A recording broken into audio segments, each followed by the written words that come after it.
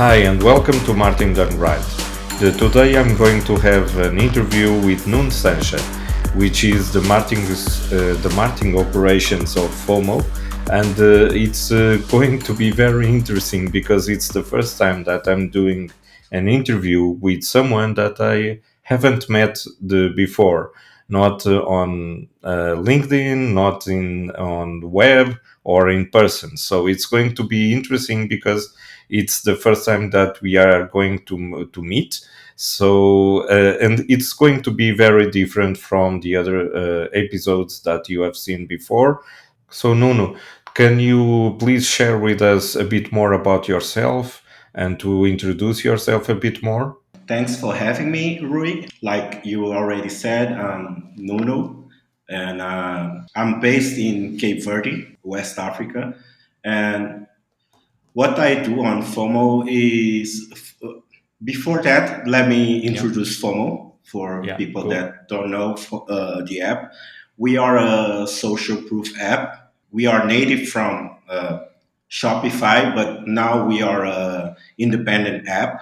And what we do is create the sensation of a busy restaurant, right? When you are on vacation and you walking on the street, you don't know any restaurant, you don't know anything about food. You will look for a busy restaurant and make a guess that they have good food, right? yeah, And with a website, you cannot see what people are doing. You can see if the website is busy or not. And what we create is that feeling of a busy restaurant because we show notifications of live events happening on a website, a sales or people subscribing to a newsletter or all those things. So we present to visitors that you have a you are in a website that people make transactions, so you can trust this website. cool. Basically, is what FOMO does.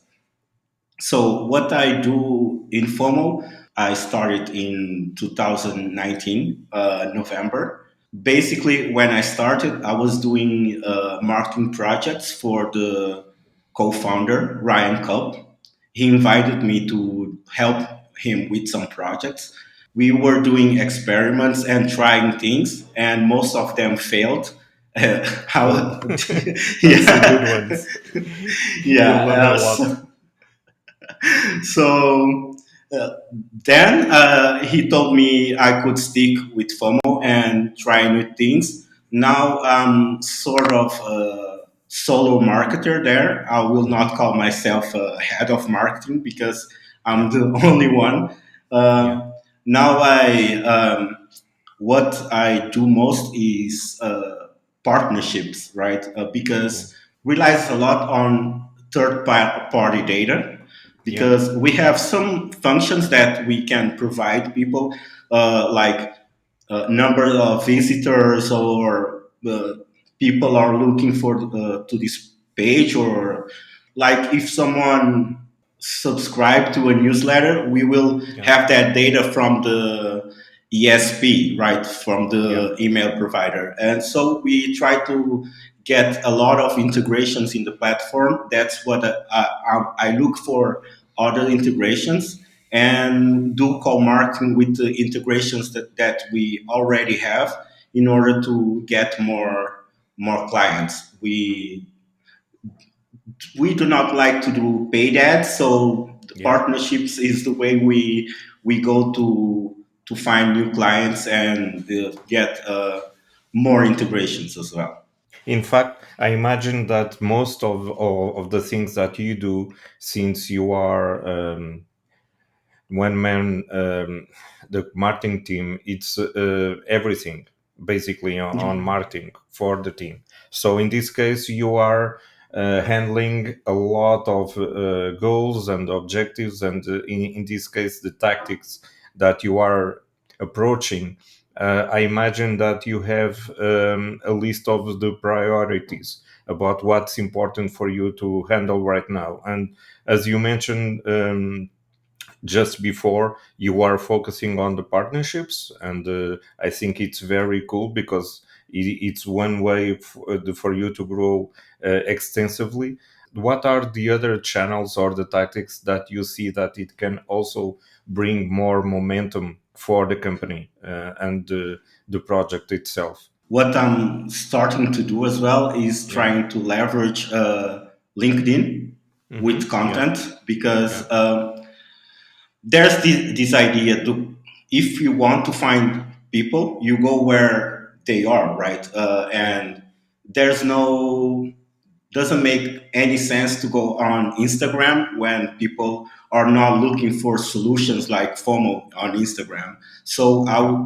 I and I did that test and it didn't go well. So now I'm Yeah. trying to go with LinkedIn because I know people that do business that are linked to e-commerce are there. So right now I'm just trying to warm Yeah. the page with content, Yeah. and maybe in future in the near future test some pay ads to see how it Okay. goes with Okay. FOMO. Yeah. Yeah, I understand that, but your product, it's the one of those.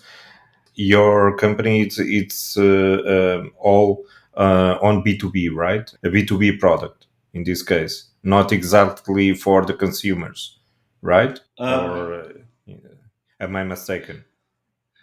Yeah, in a way, we are a B2B. Yeah, Yeah, we sell a solution to other companies, yeah. but we have a lot of solopreneurs as well, course Yeah, yeah, makers. of course. Yeah, Yeah. yeah, But and what I mean, it's usually it's something that you need. It's not an impulse buying.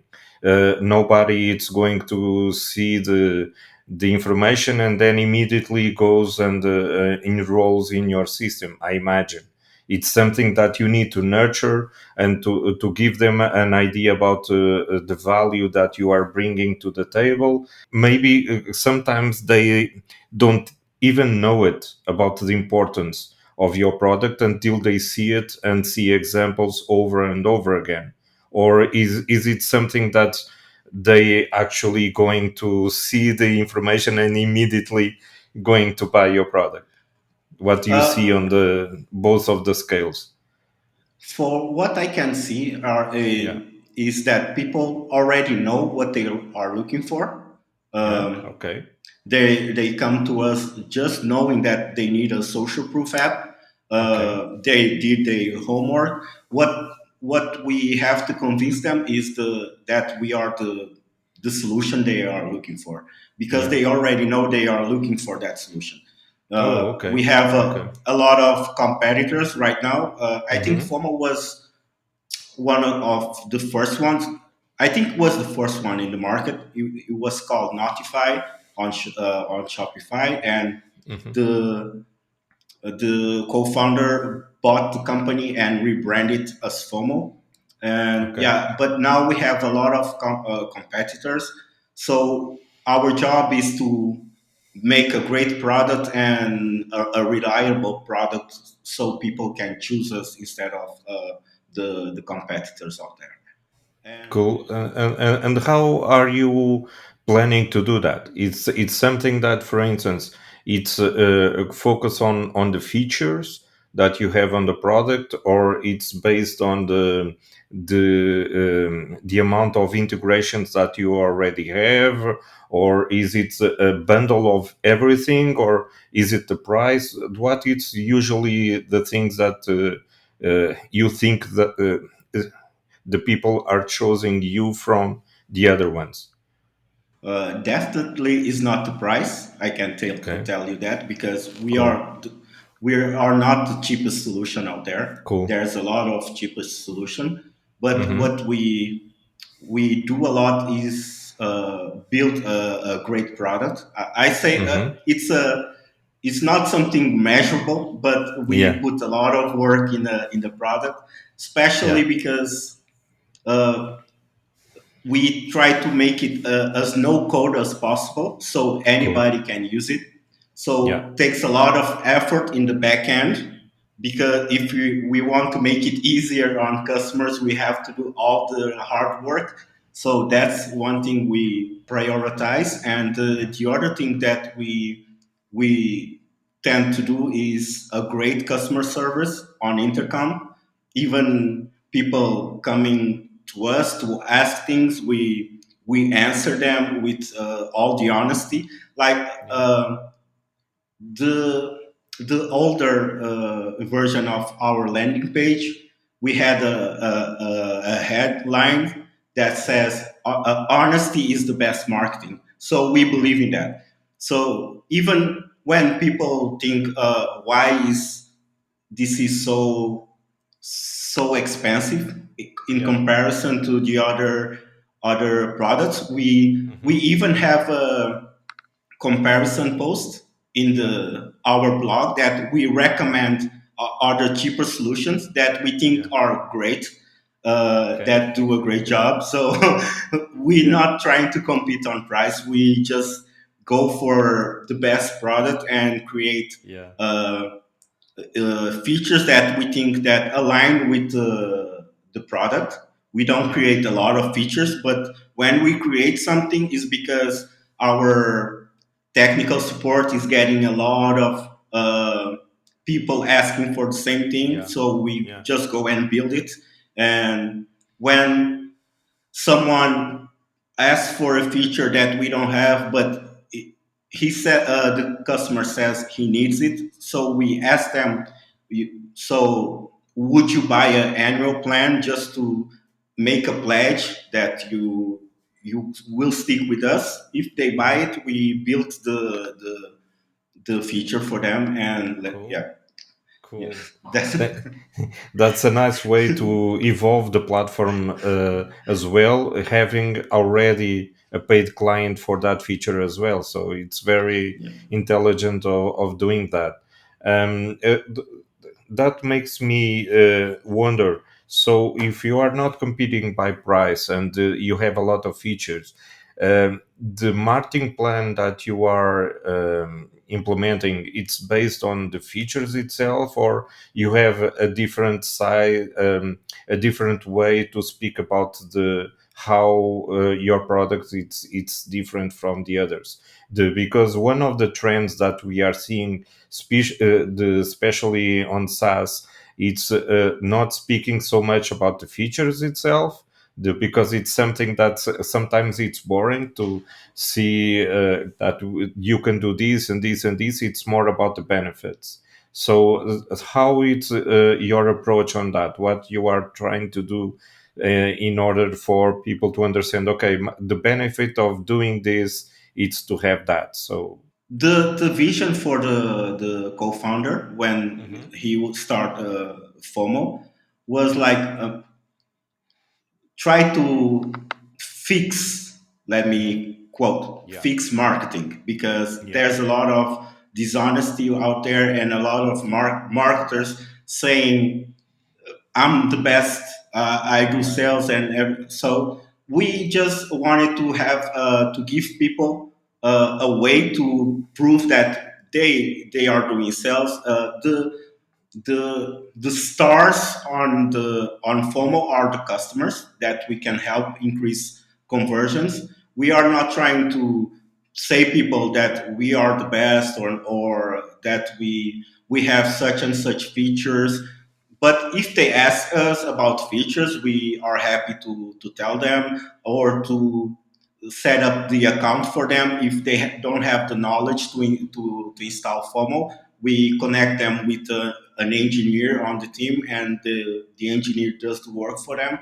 Uh, but the other thing, we have such a lot of Me Too projects already yeah, that is there's no value about yeah. starting a war to, yeah, that's Yeah, exactly, we exactly. yeah. No, I hear you, and it's something that I relate as well with that. Something that we recently have made on the rebranding of the Xendex Mail was to show everything about the transparency, about what we do, the pricing plans and everything, because it's not something very the common, I would say, about using these kind of services, because it's high end services for medium to large companies, and sometimes most of the companies, they try to avoid to show the pricing. And we have the ballparks, like for instance, we start doing, for instance, marketing automation goes from this kind of price to above. So it's one way for people to also understand uh, the assumptions that it's going to be so much the pricier that they are not going to ask us a quote or something like that. And on the other hand, it could be also something that they are thinking that it's so cheap that they are going to ask us a price, and then they are going to see that our quote it's higher than they thought it could be. So it's a way to filter immediately and not waste anybody's time Yeah. on exchanging ideas what it's going to be or not. Transparency, it's much better to understand what we do and what we can approach. And our approach, it's very similar with what you were saying, because it's not based also on the pricing. We are not competing by price. What we are doing is our own way of doing email marketing and automation, and we are not competing with platforms or whatever, because we don't have one single platform. We use every platform there is: Salesforce Marketing Cloud, Adobe Marketing Cloud, etc. There's a lot of tools that we use for our clients, but it all depends on each dependency or each need they have to solve. And I completely agree with your approach. So this new approach that you are doing on LinkedIn with content and distributing all of this information on LinkedIn, it's more based. Do you think about the culture of the company and the why you are doing this? Because that's one of the things that I see that some people may empathize with what you are saying. Like we are honest, we are transparent, we are doing this because we believe it's the best tool to do this kind of thing, and we place a lot of work on doing a very good platform. And this is what you are thinking on sharing, or do you have like a content plan or something like that to implement? Um, we have both, Okay, actually. cool. One of the things I do Mm-hmm. is because I was seeing on the analytics of the LinkedIn Yeah, page, we have like people that are senior and we yeah, have junior yeah. and no in between. So I said, Yeah. how Very cool. It's like the antipodes.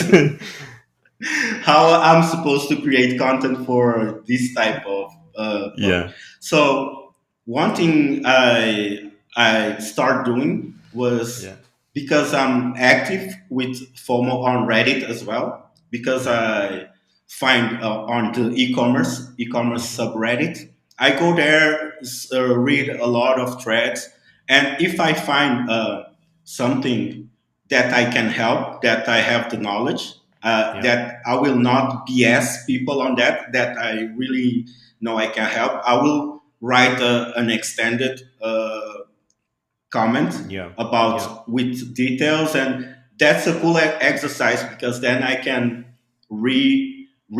repurpose that content yeah, and create yeah, something on LinkedIn to help the beginners as well. yeah, So for sure. with the seniors, the people that already know things, that probably know what FOMO does, I just put those branding posts. Like uh, I did an ironic post a while ago about how you could succeed with advertising but Mm-hmm. dishonest advertising, how you can fool Yeah. people to buy your product. And then I Yeah. said, yeah, they will buy once, but yeah, who cares? You still made a sale. So, but Yeah. it was like a joke because people know that we don't stand for that thing. And Yeah. yeah, that's how I'm trying to take the content production Yeah. there, and I'm starting to make memes as well, trying Yeah. to Yeah. be funny or Yeah. something, not taking it too serious. Uh, that's Yeah. how FOMO culture is. We are a remote Yeah. first company, so Yeah. everybody work in a relaxed environment. So we don't Cool. take ourselves too serious as well. So Yeah, that's that's lovely because I really it's interesting because we haven't met the before, we haven't exchanged a lot of information before, and we have similar ideas about how to do marketing and how is the company as well. Both of my companies are also remote first since the beginning, since the 2011. So it's the quite a bit of time before the pandemic and everything. So yeah, it's a lot of similar things that I see that we are both approaching. um, One of the things that I want to ask you, it's you are in a very good position, as you said, and I've seen on your profile on LinkedIn, is that you are the testing a lot of things. So one of the things that sometimes it's very hard to do on a very established company or something that it's very heavy on the bureaucracy and so on, it's to test new things, it's to break things in a way. So in this case you have some freedom to do the few tests in that department and to see if it's going to work better on that the perspective. Yeah, not just me. Yeah. The dev team. We are like Yeah. a small company, Yeah. so everybody. The founder was I mean, the two founders. Mm-hmm. They are both marketers, so Yeah. they create a culture of testing, and Mm-hmm. so since the beginning they train everybody in marketing. The dev, a programmer has a growth project. He at least he used to, so everybody understands a little bit. And in the stand-up meeting, on the weekly stand-up meeting, everybody comes with an idea of thing they want to test in the app or in the landing page, or Okay. the emails we are sending to the people that churn. Yeah. We have everybody just Involved. Yeah. coming, yeah, with ideas. I'm not the only one. There's periods that I'm just focusing on a project that other people are testing stuff, and Yeah. not me. So Yeah. but it's we have a lot of freedom as well. Yeah, we don't need Cool. to, unless it requires A budget or something something. legal. Yeah. Oh Yeah. yeah, we will have to ask for permission to put some money. Or but if it's something simpler, we Yeah. just do it, and then we in the meeting we say, yeah, I was testing this thing last week. Yeah. I failed, or I had this result, so I Yeah. will test another thing and see if I can get a better result. So Yeah. that's, yeah. Yeah, but I see that's a very good environment for you to grow very fast on knowing what's working and what's not in marketing. Because one of the things that I've noticed in or in bigger companies or bigger marketing teams, it's the somehow it's very difficult for them to grow as well, because growing in terms of knowledge of expertise, of knowing what it's the new trends and so on.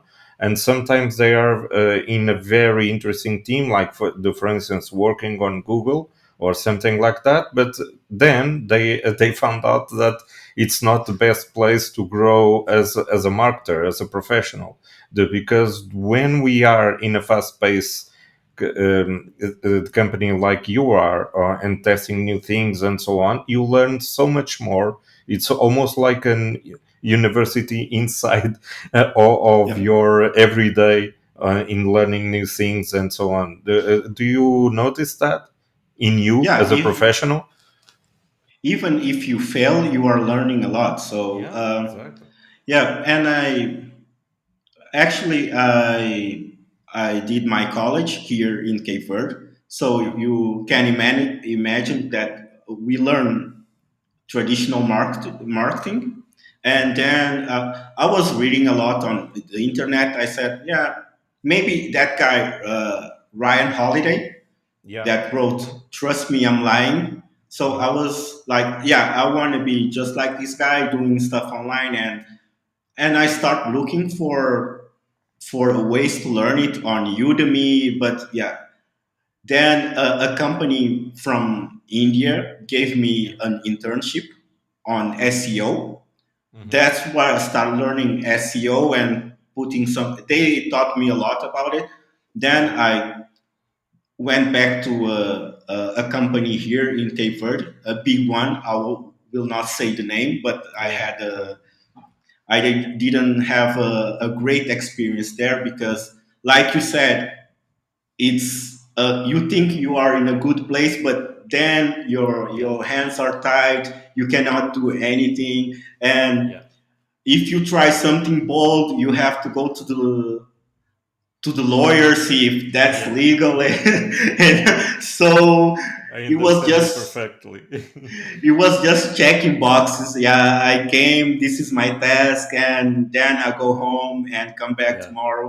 Yeah, and then I got lucky because I met Ryan on Twitter and we Yeah. start talking, and then I did his course on a scholarship. He has a course on growth marketing. Hmm. So then he invited me to join him on at FOMO, and I'm learning every day. It's better than college for Yeah. sure. We learn every single day, even the smallest thing. Yeah.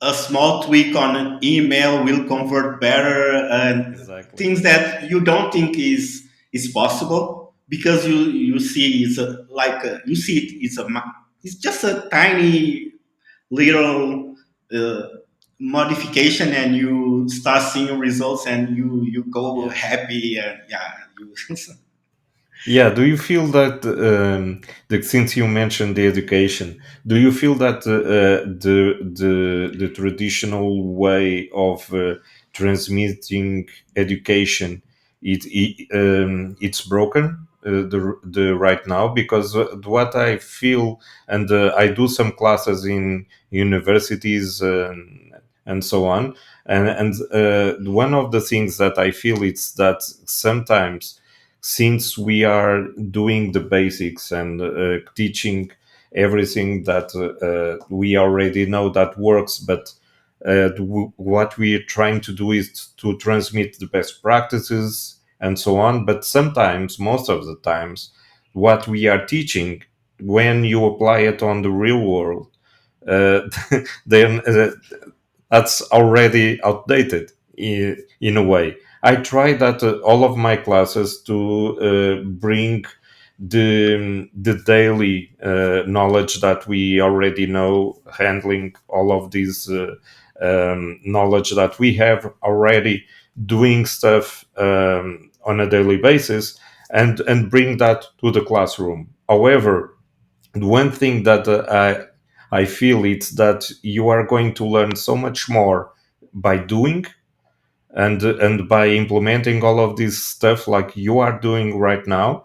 It's one of the things that I try to say to my students. It's now that you are finishing the module or the class or whatever you are learning, please apply that the tomorrow. Otherwise, you are going to forget everything about this, and you are not going to learn much more, and you are not evolving. So, do you feel that this kind of formal education that we have right now it's broken, or do you still feel that it's essential in a way? I have a mixed feeling about it. I used to think that college was outdated. Yeah, So, and I would tell anybody, yeah, just learn it on the internet. But yeah, then I start paying attention, and I saw that internet has a lot of junk or a lot yeah, of garbage as well. So it's not, you don't have a structure, and a lot of things is just marketers writing for Google. yeah, They're not trying to teach you anything, just trying to rank for a keyword. So yeah, then with the time was passing, I was like, yeah, I need the structure the college gave me yeah, was really helpful to understand what is going on. yeah, So even if you don't have it's if it's outdated a lot of the tactics, yeah, but the first principles of marketing are yeah, still there. So if you exactly. understand the first principles, you can build from there. You can follow the fast pace of the internet, or everything else that comes later, because the basic of marketing is applied psychology, I guess. Yeah, So yeah, if you and it's a really difficult subject. I'm still trying to learn the best way to understand the human being, the brain, the behavior. But I have some knowledge about it, and yeah, people that and I don't think you have to go to college and get a degree, but I think you have to find someone or educate yourself in a structured manner, learn the basics, even if you don't go to college, and then apply it in the real world. And that's what I try to do. I don't know everything, and probably Rui does don't know yeah, everything, and you have more experience than I have. So it's a process we will learn for the rest of our lives on the for job. sure. So yeah, just learn the first principles, the four P's, Yeah, the things that are useful, and then start building from there. There's no yeah, secret weapon or anything. Just yeah. I you was will have to hoping learn that. Yeah, I was hoping for you to go this way because it's also how I think. It's we need college to have the to know how to think.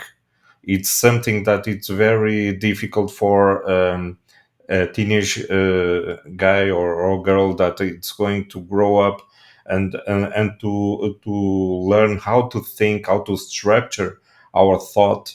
It's very important, and that college is very good for that. They give us a lot of ways and structured the teaching that you are then going to assimilate all of the knowledge in that way, and it's going to help you then when you are evolving on the learning new things. You are also applying all of these, not only the basics of the discipline or something like that, but also how to think and how to get the critical thinking, that it's very important to identify what it's junk and what it's not junk. And that's very important, as you've mentioned, because there's a lot of information online, and sometimes you are getting lessons from people that are just trying to sell their course or something like that, and it's not the real thing.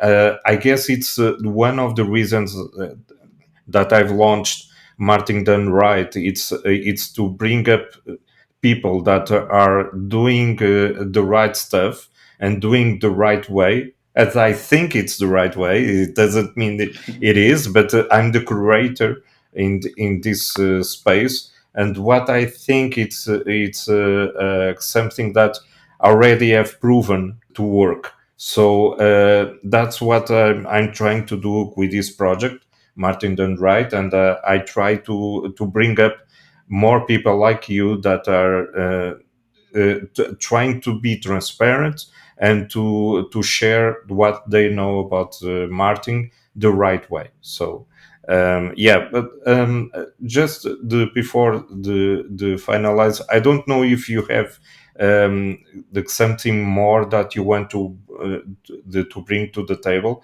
since you already know that this kind of show it's more for people to try to understand what they can do better in marketing.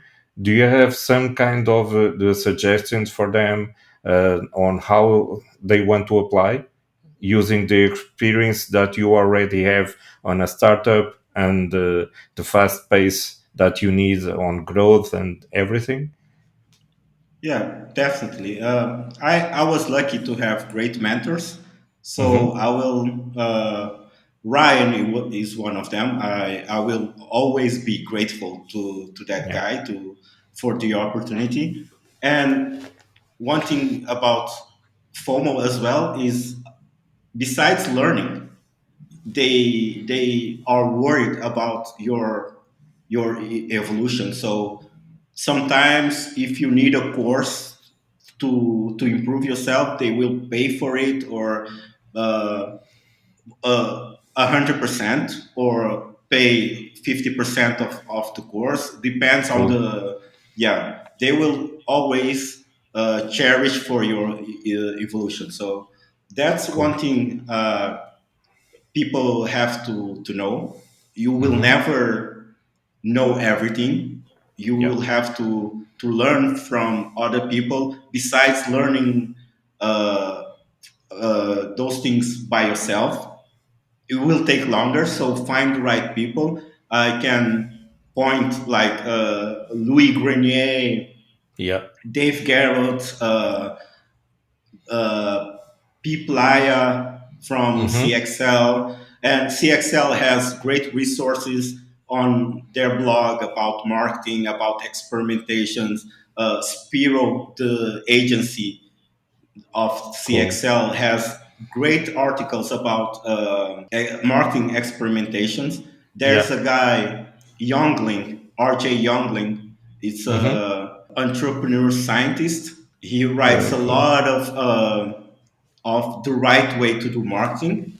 Yeah. So uh, I don't remember his blog, but I will give you, and you can put in the Yeah. show Yeah. note. Yeah. Yeah, he Yeah. has Exactly. great articles that first principles of marketing, not Cool.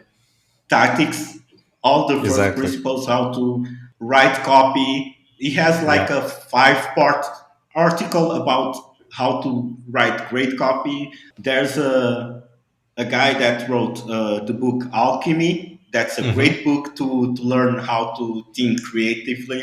Rory Sutherland. I really recommend that book.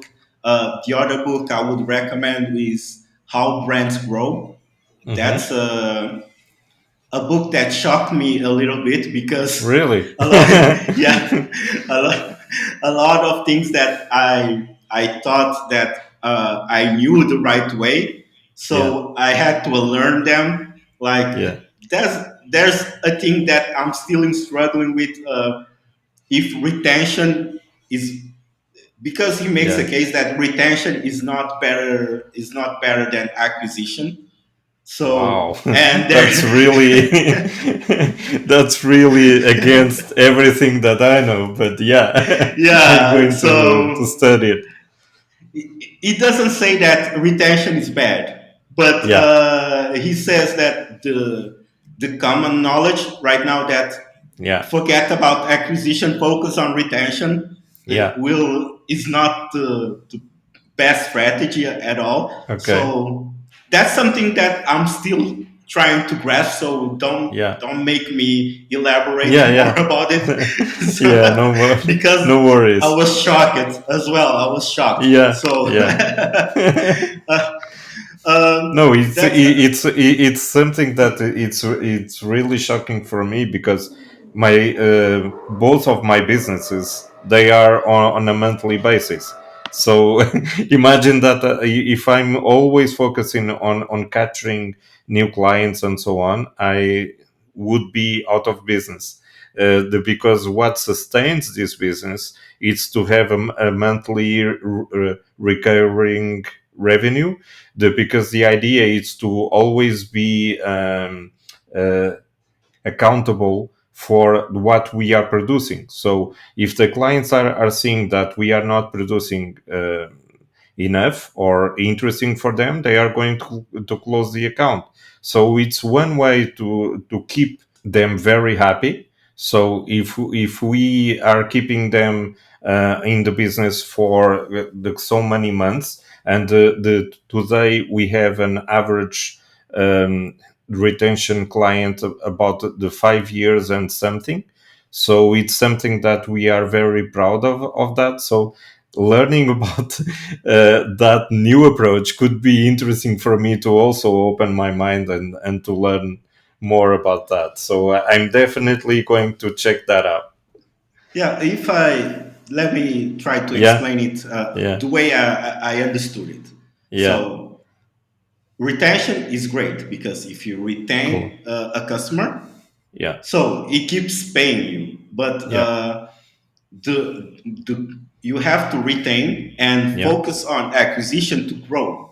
If yeah, you just yeah. retain, you will Oh, stay no, stuck. obviously. Yeah. Yeah, yeah, yeah. No, So that I he understand. says that your market is Yeah, finite because yeah, you are trying to get customers from the same market your competitors exactly. are, and Yeah, you are in the same category.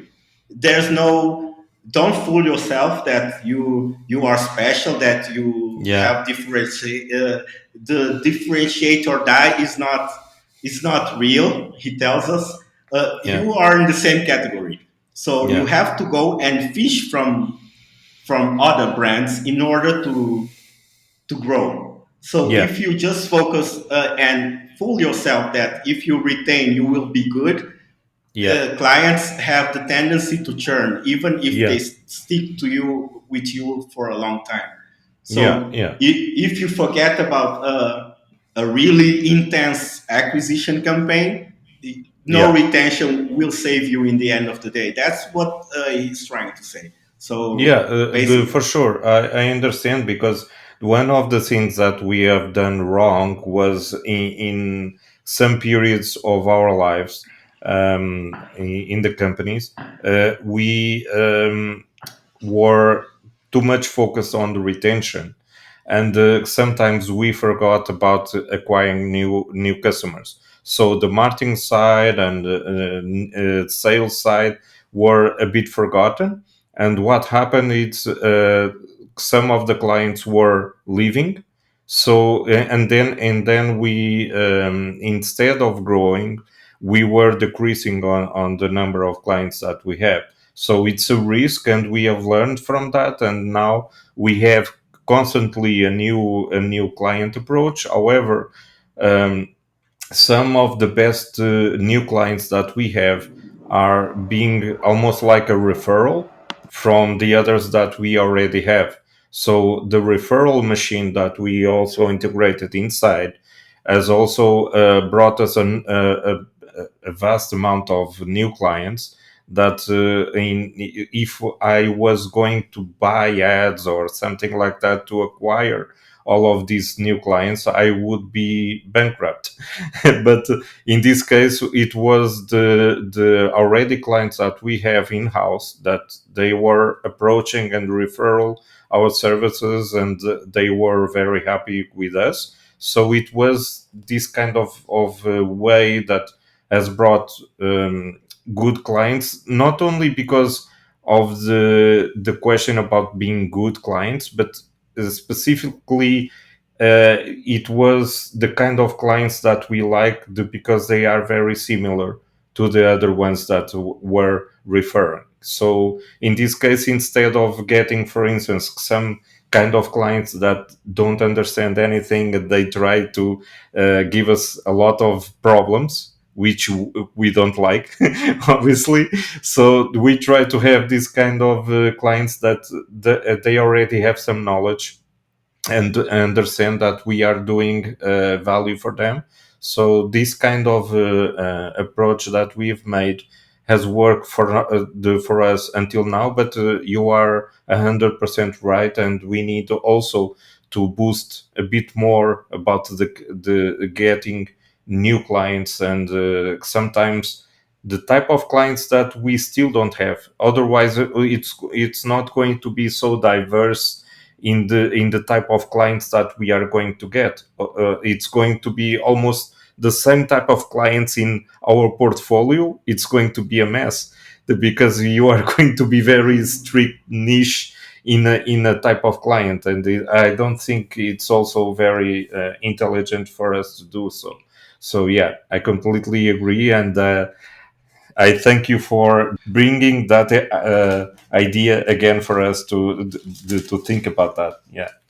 Yeah, that's why we focus so much on partnership, Yeah. because we can find clients that overlap with other companies that Hmm. has almost the same interests, but clients that are in e-commerce or doing or creating courses and Yeah. everything else, so we can fish from that pool, and the partners can fish from our pool as well, and we Cool. will grow a network and get clients that we know make sense for us and the product Yeah. makes sense for them. And referral is a great way as well Yeah. to get clients. I don't know a lot of it on Hmm. referral, but Yeah.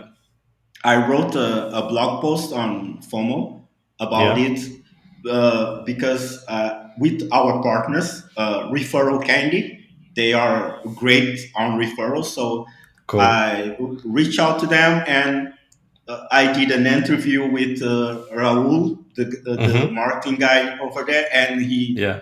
walked me step by step and how to get a great referral program up and Yeah. running. So I wrote the Cool. blog post, but the words are from Raul, I guess. And Yeah. Yeah. Cool. Cool, but that's how we are going to learn from each other, and it's one of the reasons that I do this kind of shows. It's because I'm always learning from everyone that I'm interviewing, and it's happening with you as well. So I'm learning from you and how you are going to approach all of these strategies. So. I want to thank you so much again for the opportunity to be here. It was very, very interesting for me to do this kind of interview, because it was the first one that I haven't prepared for. So we still haven't met before and know more about each other. So it was a interesting experience for me for the program as well. So thank you so much for being here. It was a pleasure uh, to have you here. the pleasure was mine. Thanks for the invitation. It was my first podcast. I hope Really that yeah, I didn't cool. suck too much, but yeah, No, no, no. it You was a are great. pleasure. No, I'll make one sure of to yeah, yeah, I'll make yeah. sure to call you when I go to Lisbon, and we can have a coffee or a dinner or something. Ah, for sure, for sure. Please do, because it's going to be my pleasure to also be with you, and we have so much things that we are like-minded in a way. So it's very interesting to have met you, and yeah, thank you so much again. Thank you, man. It was a Bye bye. pleasure. Bye. Bye.